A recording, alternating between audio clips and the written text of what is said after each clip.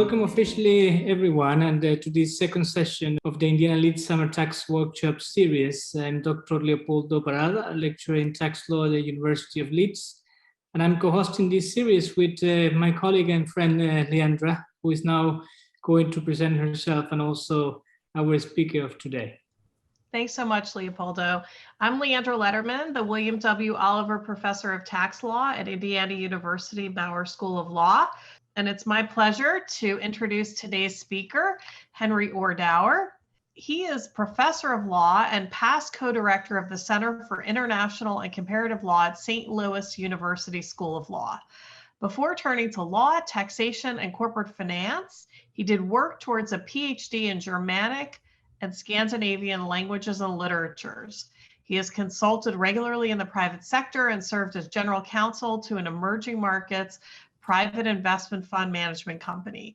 He holds his JD from the University of Chicago and is an elected member of the European Association of Tax Law Professors, International Academy of Comparative Law, and American College of Tax Counsel. He is going to present today his paper titled Uniform International Tax Collection and Distribution for Global Development, a Utopian BEPS Alternative. So with that, I will turn the floor over to you, Henry. Thank you, Leandra.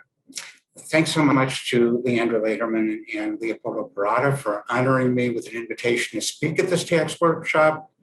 And congratulations to Leopoldo on his election to membership in EATLP that took effect yesterday.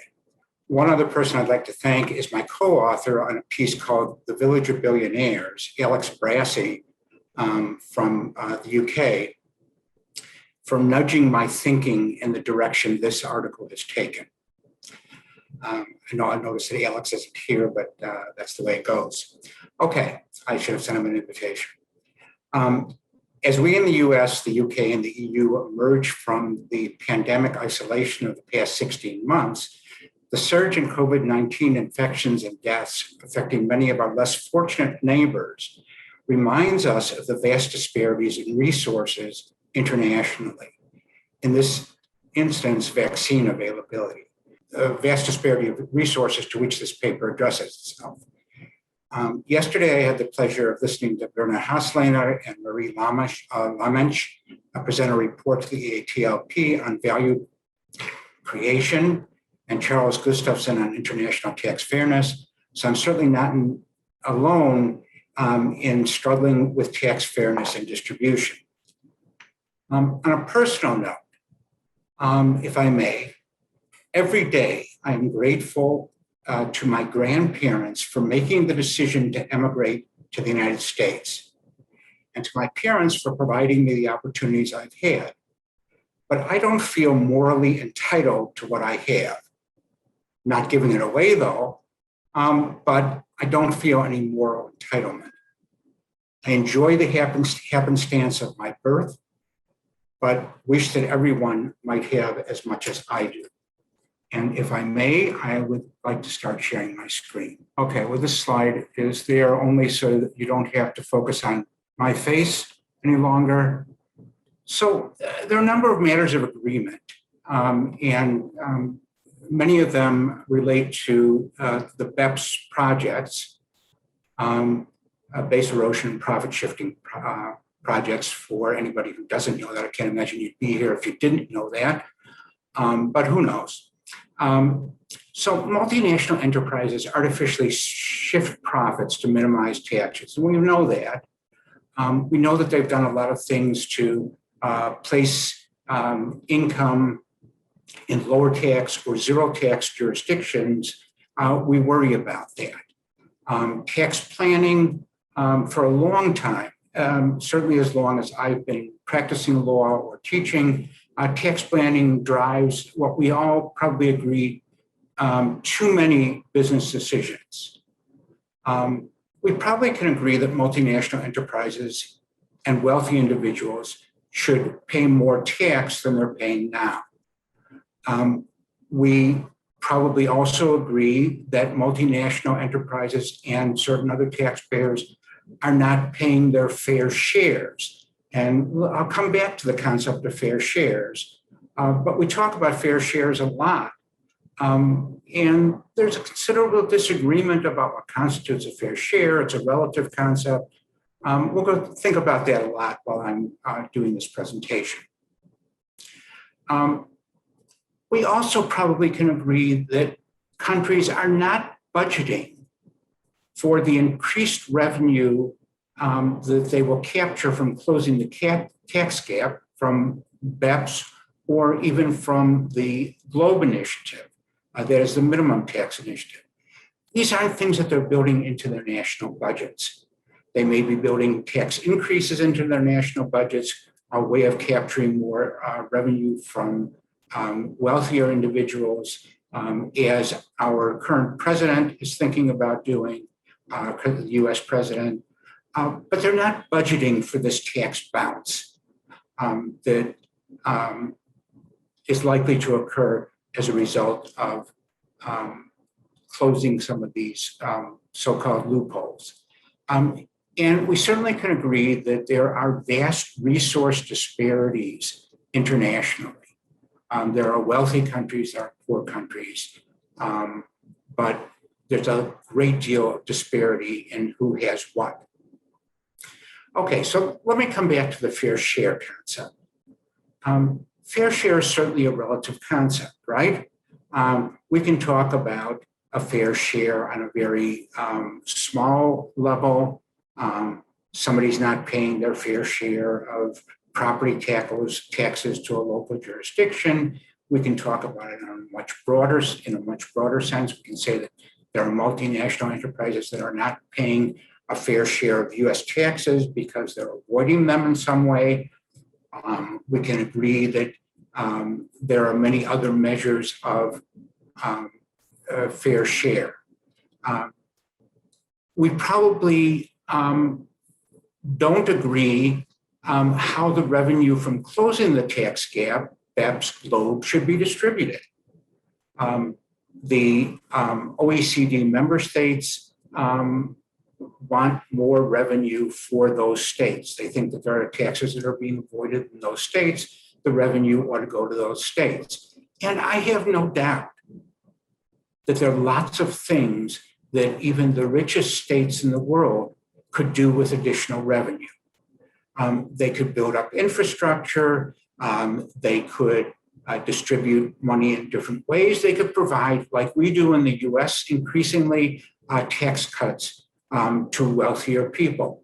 And we may be thinking about doing all of those things with closing the tax gap, BEPS, GLOBE, and other initiatives in the EU, the CCCTB project, all of these things. And we probably disagree about who should have the power to tax. Should the power to tax be related to residents, consumption, market shares, value creation? I mean, that was part of the EAT report yesterday. And the conclusion of that was, well, we don't really know what value creation is. There are all kinds of different measures of value creation. We might talk about distributing taxing power relative to the benefits that countries get from the taxes.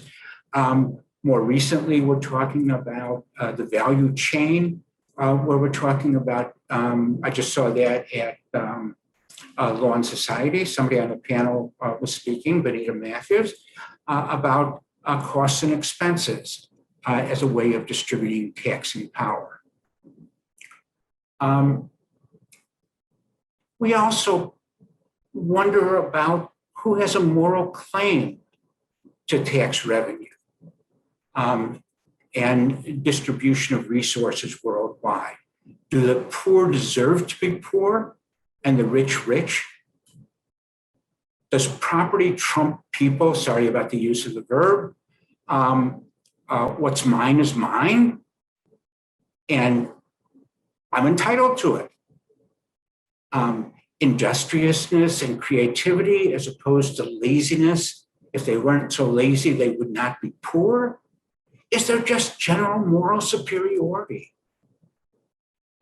Or is the only moral claim simply the luck of the draw. And that's what I was getting at in saying, well, look, I was lucky enough to be born in the United States.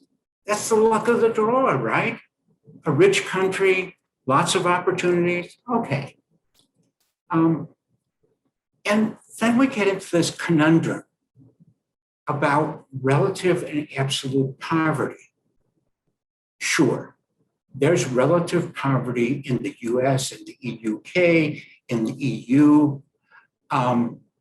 There are certainly poor people. There are people who don't have enough. There are people living on the streets. There's food insecurity. But let's face it, the US, the UK, the EU have sufficient resources. There are adequate food resources. There are adequate educational opportunities. There's adequate shelter and clothing. The problem is that distribution is uneven. And we could improve distribution in the US, we could improve it in the UK. We just have to decide that that's what we want to do. And for that, in the paper, I use the example that is near and dear to my heart, the St. Louis County schools. When we moved to St. Louis, we chose where to live in St. Louis because of the quality of the school district. This is the local. St. Louis County collects property taxes for the schools centrally, and then distributes them among the various school districts. And that distribution is uneven. My kids got a great education. They went to one of the best public schools in the St. Louis area, public in the American sense of the word. And then there are nearby jurisdictions where the children don't get nearly as good an education because they don't have the same resources. This is a question of resource allocation. It's not a question of not having uniform rules of taxation, not being able to collect tax centrally. It's a question of distribution. But on the other hand, there is also absolute poverty in the world. There are places that do not have sufficient resources. There's starvation, there's lack of housing, clothing, education. Why? Why should there be those things when the world is so rich? Why should there be that unequal distribution? It's a moral question, right? Now, the BEPS projects capture revenue for affluent economies by shifting income to affluent jurisdictions and then taxing it there. And I'm not arguing that it isn't a fair apportionment of the tax base, value creation, benefit, equalized cost, whatever you want to talk about. We probably should shift more of the income to the affluent jurisdictions. That's where it's being produced, that's where it's being spent. And that would be okay if we all agree to increase development aid. The US spends less than 1%, considerably less than 1% of its national budget on development aid. Similarly, the UK. Sweden, if you look closely at it, is probably about 1.2%. It varies from time to time. And maybe some countries provide more development aid, but for the most part, the development aid is a very small portion of any country's budget. Let's talk about the minimum tax for a minute, because there's a lot of discussion about the minimum tax. So the minimum tax, we've always had one in the US, right? I mean, we've had a system under which, with worldwide taxation, if a less affluent jurisdiction doesn't exercise its taxing power sufficiently, then we will tax the rest for US corporations and individuals who are operating in those places. And that's basically what the minimum tax does. It gives the affluent jurisdictions an opportunity to pick up the rest of the revenue if some other country doesn't impose the minimum tax at whatever rate we think is right. It encourages tax collection by non-affluent jurisdictions. So at the same time, however, it destroys the tax competitive edge that those jurisdictions might have to capture international business. Many of those jurisdictions lack the tax infrastructure and resources to collect the revenue efficiently, so they're going to have to piggyback on the tax collection efforts of the affluent jurisdictions anyway. And even if we have a minimum tax, what's going to happen? Countries are going to compete with their definition of the tax base instead of using their rates of tax, instead of ceding the revenue back to investors. They're simply going to adjust their base and still comply with the minimum tax rules. So let's assume for a moment that we can all agree on the right amount of tax each multinational enterprise and each individual ought to pay relative to income. And I like income for a base because of the ability to pay and because I'm old-fashioned and I just can't stand value-added taxes or any other kind of consumption taxes, but that's me. I would be okay with property taxes, but those are less regressive than any kind of consumption tax, but we're not going there anytime soon, it looks like. So uniformity is critical. We have to have a level playing field. We do have a considerable convergence in tax rules across jurisdictions, but base differences do inhere. And in order to have an efficient tax system, the base has to be uniform and the rates have to be uniform. How are we going to do this? Well, my thought is that as utopian as it may be, we need uniform international tax collection. We need a uniform tax base. We need a central agency to enforce that tax base and collect the necessary revenue based upon our concept of fair share. And then how should we distribute it? Well, we should distribute it in what I refer to as contextualized need. Not just small budget allocations by affluent countries through global development, but the affluent world ought to retain its basic revenue. We're all doing okay. We really don't need any more. Now, you know, COVID has created some problems. We have some things that we have to correct, but we are managing with the tax revenue we have. The incremental revenue, every dollar, euro, pound of it,